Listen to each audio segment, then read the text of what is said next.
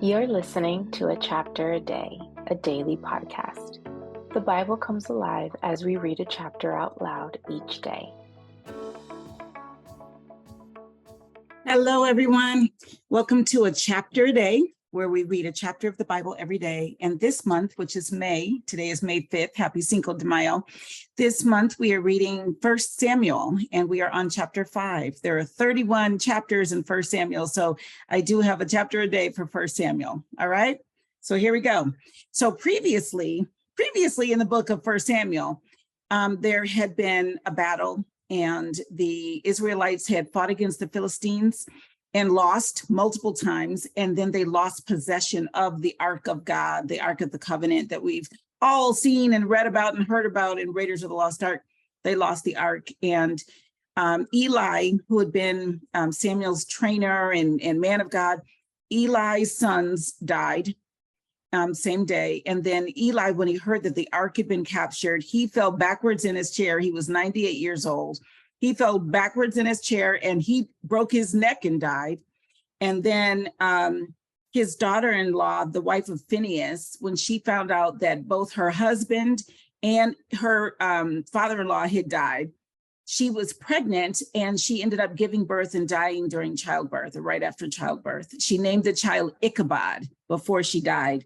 And Ichabod means, let's see, the glory has departed from Israel. That's what the name means. Can you imagine what name? So now we're in chapter 5, and here's what it says. After the Philistines had captured the Ark of God, they took it from Ebenezer to Ashdod. Then they carried the Ark into Dagon's temple and set it beside Dagon. Oh, that sounds like a god. When the people of Ashdod rose early the next day, there was Dagon, I don't know who Dagon is, fallen on his face on the ground before the Ark of the Lord. Wow. They took Dagon and put him back in his place. It must be an idol. They took Dagon and put him back in his place.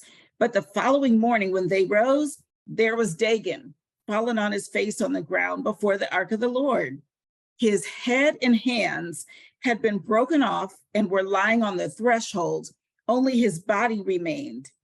That is why, to this day, neither the priests of Dagon nor any others who enter Dagon's temple at Ashdod step on the threshold.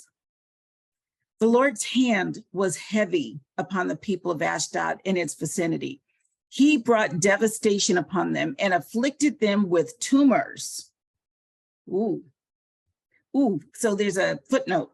It says, and rats appeared in their land, and death and destruction were throughout the city.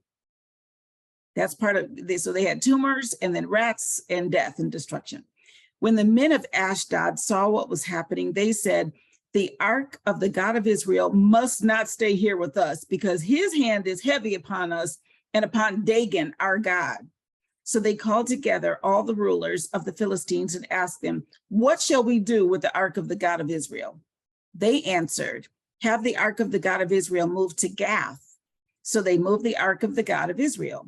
But after they had moved it, the Lord's hand was against that city, throwing it into a great panic. He afflicted the people of the city, both young and old, with an outbreak of tumors. And then it has a footnote, and it said, with tumors in the groin. So they sent the Ark of God to Ekron. As the Ark of God was entering Ekron, the people of Ekron cried out, they have brought the Ark of the God of Israel around to us to kill us and our people. So they called together all the rulers of the Philistines and said, send the Ark of the God of Israel away. Let it go back to its own place, or it will kill us and our people. For death had filled the city with panic. God's hand was very heavy upon it. Those who did not die were afflicted with tumors, and the outcry of the city went up to heaven. That was chapter 5. I'd never read that chapter before. It's always so interesting when I get to read parts of the Bible I've never read before. So that was chapter 5 of 1 Samuel. All right. I will see you tomorrow with another chapter a day.